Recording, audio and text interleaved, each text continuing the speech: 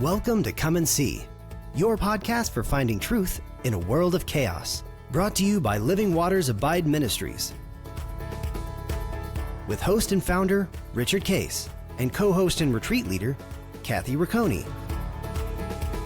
Join us every weekday at this time to discuss news, spend time in the Word, and receive answers to your personal questions about living life in God's truth. And now your host, Richard Case.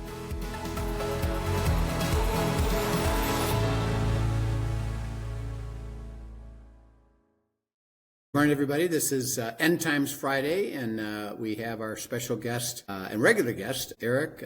And are you in Tel Aviv these days, Eric? I'm in Jerusalem at the moment. In Jerusalem, and Rabbi Ephraim. You're living in. Are you in Jerusalem now too? Yeah. I'm usually in Jerusalem, but because of the war, we moved to a seaside town called Ashkelon. Oh, okay. Now, when you say move there, do you have relatives that live? How do you able to do that? We have a vacation apartment, like a beach apartment, close to the Mediterranean, and in this apartment we have a safe room in the apartment, so it saves us running up and down 4 stories every time there is a missile alarm. Oh. So that's the reason behind that move.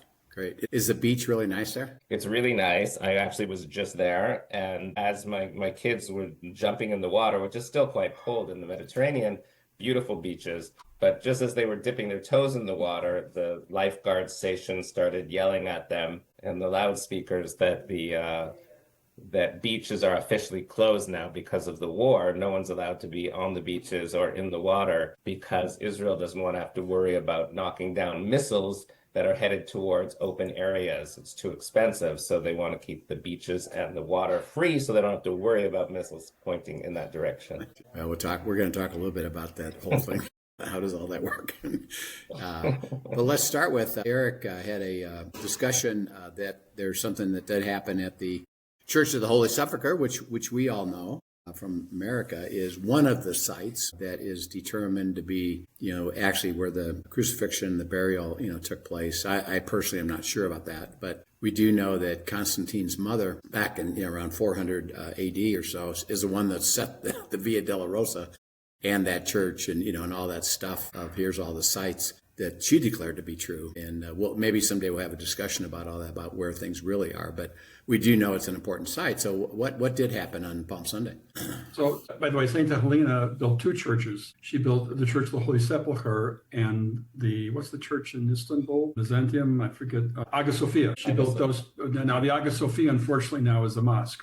It was a church for many hundreds of years. So what happened was last Sunday, the local Cardinal Pizzabella is his name, who lives in the Old City in the Christian Quarter, was on his way to the Church of the Holy Sepulchre for prayers on Palm Sunday with a rather large entourage and was stopped by the Israeli police and told that he couldn't proceed with the large contingent that he had because Israel is restricting the size of gatherings. Just so your listeners know, during Ramadan, which is, of course, the holy month in the Muslim calendar, the army and the police restricted the number of Muslims that could be praying up on the Temple Mount and at the Al-Aqsa because of fear of missiles. And in fact, a missile hasn't struck a missile did strike the Old City in the Jewish Quarter, but fragments of a downed missile did in fact hit the roof of the Church of the Holy Sepulchre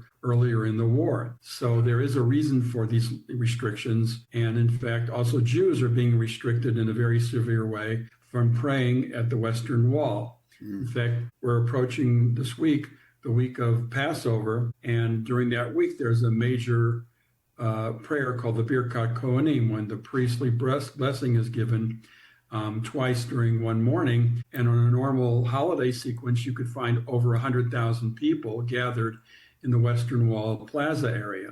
And they're placing very, very severe restrictions on the number of people that can attend these prayers as well. So needless to say, there are enough people, a lot of people in this world who would love to see Israel discredited whenever possible, including the president of France and others, and the prime minister of Spain, who really could care less about Christianity or Catholicism. He's an avowed communist socialist who never bothered to acknowledge Christmas for that matter. needless to say, these people are raising a storm over the fact that Israel denied access to the Holy Sepulchre to Cardinal Pizzabella. So Prime Minister Netanyahu went live and said this is a misunderstanding. The Cardinal has met, I think it was, today's Monday, yesterday morning with the police and the army. They ironed out a whole different sequence. And I think as of yesterday, they're issuing their Palm Sunday prayers in the church, and with a smaller number of people who cycle in and cycle out. So at no one point in time there can be a large number of people, but everyone gets their turn to attend the prayers. So that's what happens. So your listeners should understand that no one's restricting prayers for the arbitrariness of being, of disliking Christians, despite what Tucker Carlson may be saying online, or Candace Owens, whoever else is saying these nutty things. Christians are well treated in this country, and they continue to be. Yeah. Interesting that's the first time I've heard that story. That is not, we have very, very selective news coverage here in the United States. But Rich, have you heard anything about that? No, I didn't hear it. And I didn't even hear anybody's interpretation of that, which, like you said, well, the Jews are now against Christians, which isn't true. It just isn't true. So, yeah. Of course. I'm sorry. If I can just add, I just want to add to that two things. One is that apparently the cardinal and his entourage had requested permission because they knew there were restrictions based on security issues that applied to everybody, Christians, Muslims, and Jews equally. And they were refused because it didn't follow the criterion. In the same way, if I asked them to go to the Western Wall, or a big rabbi goes to the West, they would have been refused also. So the fact that they tried to go despite having been refused by Israel's security forces was a real provocation. And the second point that I want to bring up is that the fact that gets twisted, and the spin on it is this is an anti-Christian thing, it's just mind-boggling when you think about it, because everybody knows, certainly every journalist and every world leader or anybody who weighs in on this knows that we're in the middle of a war, there are missiles falling upon us, that this is a policy that applies to every person in the country. It's obvious. It's simple. This is nothing anti-Christian. And the fact that it gets twisted by world leaders and journalists, and unfortunately in this case, Cardinal, to make it out that Jews are anti-Christian when 365 days of the year, every year, for every year that Israel's had it, we have offered freedom of religion to every religion, is just unbelievable slander. Yeah, that's the issue, is people take a particular thing and then twist it for their own purposes. That's why we so appreciate you guys giving us just here's what really happened. And as you think about that, you made a statement that there are restrictions. See, in America, we have a hard time understanding anything about that because we're not under that kind of condition in terms of an attack of any kind. So maybe, Rabbi, it'd be helpful because you talked about there's kind of different levels of impact on all the restrictions. And like you said, and just so everybody is clear about this, these restrictions are universal to the country, anybody in the country. It's not geared toward any particular group. It's just here's how your government has decided to operate.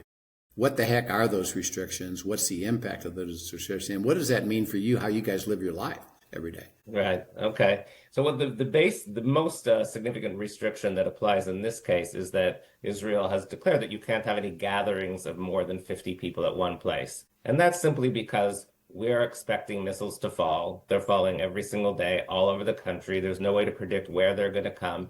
And if you have more than 50 people, to try and evacuate that number of people to the closest bomb shelter in a matter of minutes is a recipe for disaster. Yeah. People in the country will die because of that. So Israel made a flat policy, and that is why the schools are closed. The schools have been closed for over a month because Israel doesn't want more than 50 children in a school to be gathered because of the missile threat. And that's, Christian, Muslim, and Jewish children all have that same restriction. So what I was telling you is that the impact of these missiles falling and the alarms and having to be close to a shelter is very inconvenient and very difficult for everybody, but there's different levels. So the easiest, people who have it best off are people like me in my situation in this apartment, that I'm in an area of the country which has a little bit less alarms, less missile attacks than other parts of the country, number one. And number two, we have what's called a safe room, which is basically a bedroom that has been built as a bomb shelter in the apartment. So we get an alarm, we have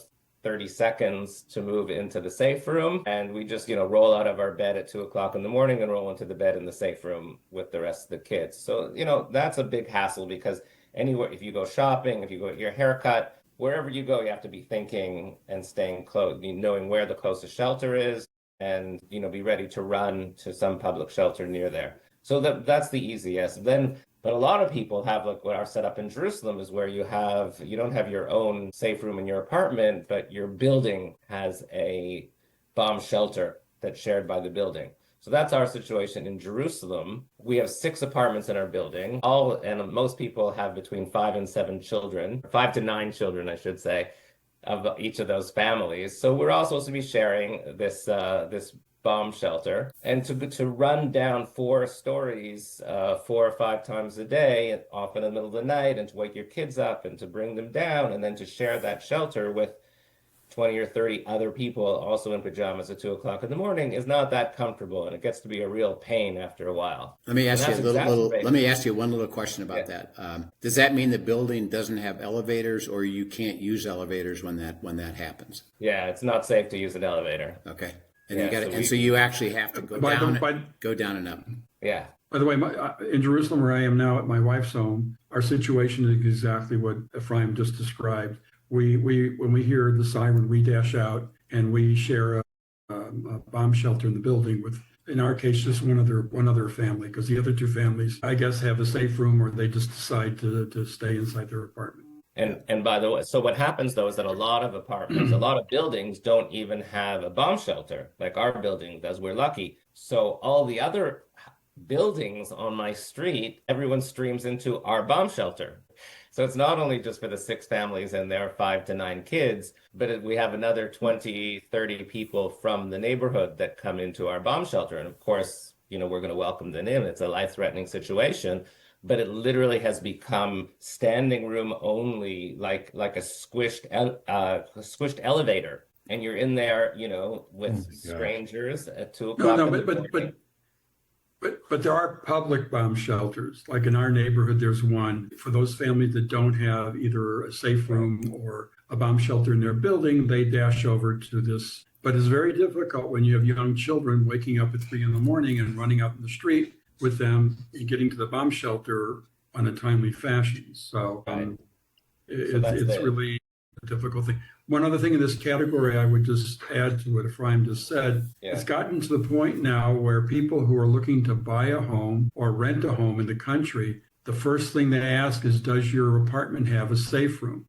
And the price difference between an apartment with a safe room and one without is a huge number now. Yeah. Let me ask you a couple other technical questions. You're all kind of squished in. How long typically do you have to stay in that position where you're all just standing there waiting for something? Is it 30 minutes, an hour? What typically happens? It's like 10 to 12 minutes, because basically they know exactly when it's coming in. And generally, it takes up to 10 minutes for gigantic truck-sized pieces of missile that have gotten knocked out by our defense system to actually fall down from the sky. So even though we know that the rocket has been intercepted by the Iron Dome, but there still can be truck-sized pieces of missile that fall down and can kill people, destroy buildings, etc. So people have to stay in for that length of time for debris to fall down. What happens when, let's say, you're full, so to speak, and somebody wants to enter? Do you have situations like that where, we just don't have any more room, or you just squeeze in further? What do you do? We just squeeze in further. This is life and death, and everyone cares. I have heard about very isolated incidents where people have made an issue, because it's supposed to be private for your building, whatever, but it's there. 99.9% of the time, people are just saying, we just gotta, suck it up and share with everyone. And this is not easy for anyone. It's also interesting. We probably don't think about this, but sometimes you're squeezed into that little area might be Jews, Christians, and Muslims. This has no religious bias either, right? Absolutely. And this happens a lot, especially when you're out at a mall or, shopping at a supermarket or something like that, then almost for sure you're going to be together with Muslims who are just as Christians, just as afraid of the missiles as And each But, and each are as welcome. Is that Yeah, really? Is it would be true to say that each are as welcome? totally. no one is kicked out of a bomb shelter. No one. Yeah, absolutely.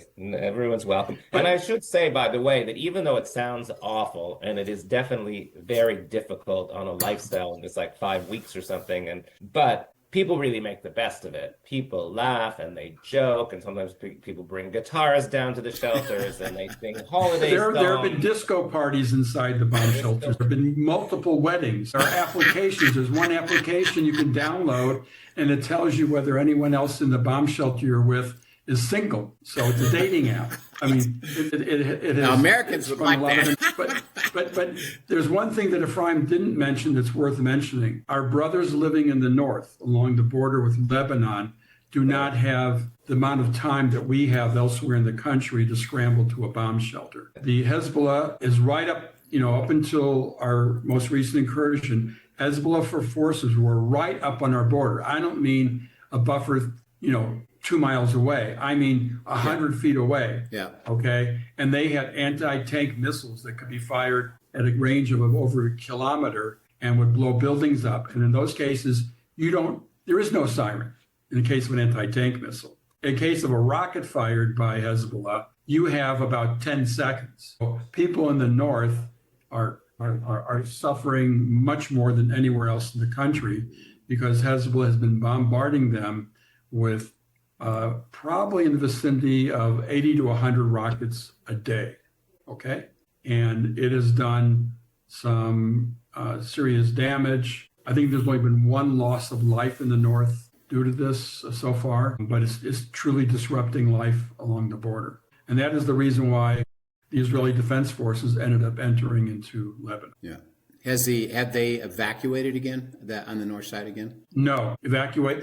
The entire country deemed that what evacuating the north was probably a mistake, but it's easy to judge in retrospect. At the time of after October 7th, there was severe concern that land forces would cross the border by Hezbollah into Israel and perpetrate a worse massacre than what was seen in the Gaza area on the northern border. And for that reason, people were evacuated. The concern now is not about ground forces crossing from Lebanon into Israel, not at this time, but it's about the rocket and missile fire that's hitting our northern.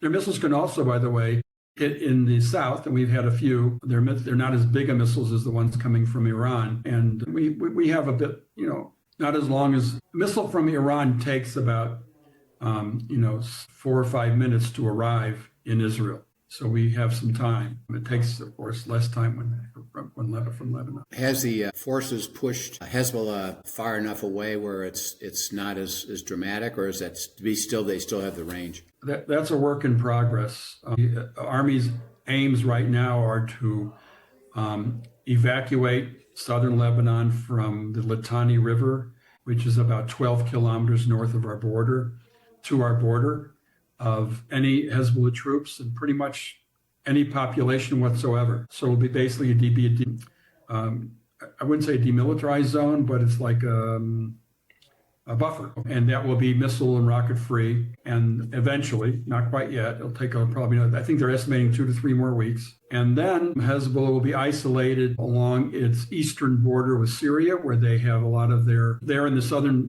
parts of Beirut, where in the eastern part of the country near the Syrian border. By the way, Syrians have massed troops along their border with Lebanon, not because they plan on attacking, but because their intention is to prevent Hezbollah from coming into Syria, which is an amazing turn of events. And they found actually they're doing more. The Syrian army is doing more to disable Hezbollah than the Lebanese army, despite all the agreements and promises. The Syrian army has already uncovered 2 tunnels and has destroyed them, where Hezbollah had crossing the border into Syria, but their posture is defensive. They're just going to prevent Hezbollah from entering their country. And Israel will be launching aerial assaults on their factories, of missile factories underground armories that are all in the eastern part of Lebanon. And I think the plan is, I'm not, the government or the military, but my guess is the plan is Israel's just going to have its forces sitting in southern Lebanon until they can be shown with concrete proof that Hezbollah's been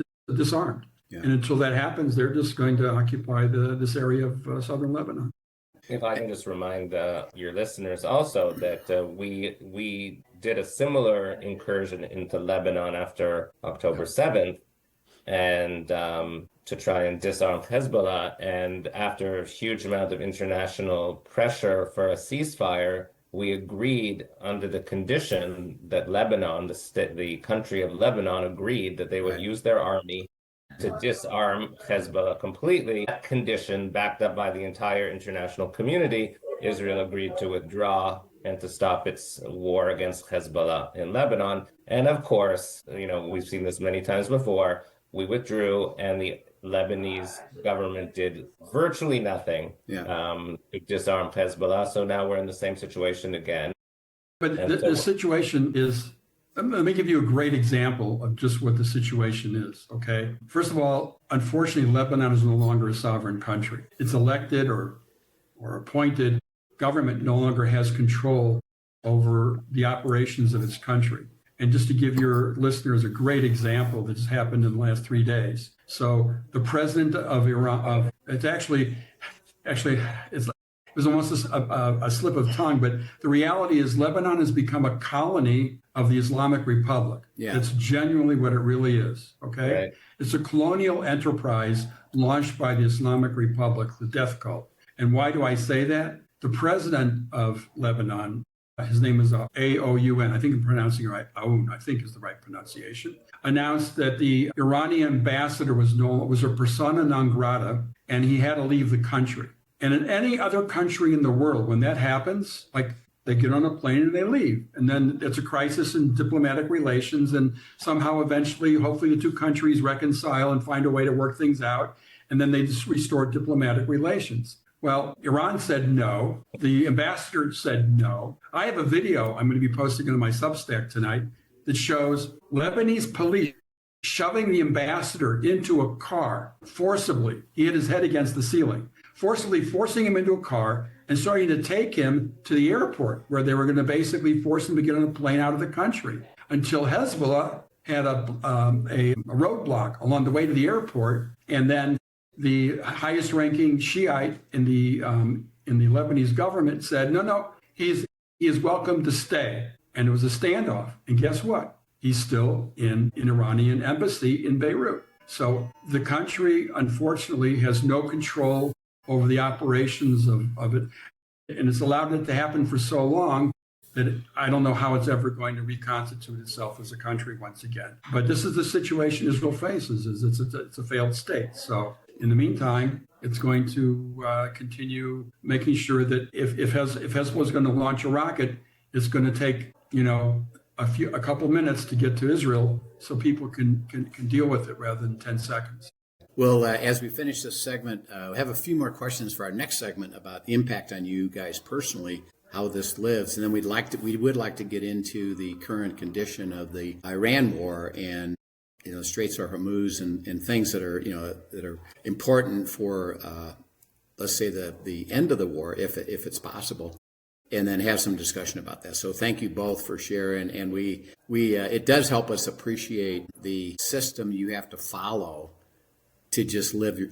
And like you said, Rabbi, it's all based on a variety of what you have available to you. How close is that available to you? And the further away, the more difficult it becomes. And you have to handle all that. So, we have no empathy per se because we've never had to do anything like that. So we can hear you describe it. We have no idea what that really would look like for us. So thank you for sharing that. And we do have our thoughts with you. And interesting enough, Eric, your comment about Lebanon, one thing, I'm going to spend some time on further, because I've always wondered this. In the Bible, it talks about, and this is in the Old Testament, it talks about Lebanon basically not functioning as it approaches the end. And maybe my question, and we don't have to talk about it, but is this what you just described, kind of the beginning of that, where Lebanon itself actually isn't even there? It's a whole different scenario, a colony of the Muslim Brotherhood. Well, that's interesting. So I'm going to spend some more time on that. Maybe we'll come back and talk about that sometime. But anyway, thank you guys so much for this input, and we'll look forward to our second session coming up and talking more about it. Welcome to Come and See, your podcast for finding truth in a world of chaos. Brought to you by Living Waters Abide Ministries. With host and founder Richard Case and co-host and retreat leader Kathy Ricconi. Today is our special guest day, where we will hear from a friend in the ministry who will share their insight and stories on truth in this chaotic world. And now your host, Richard Case.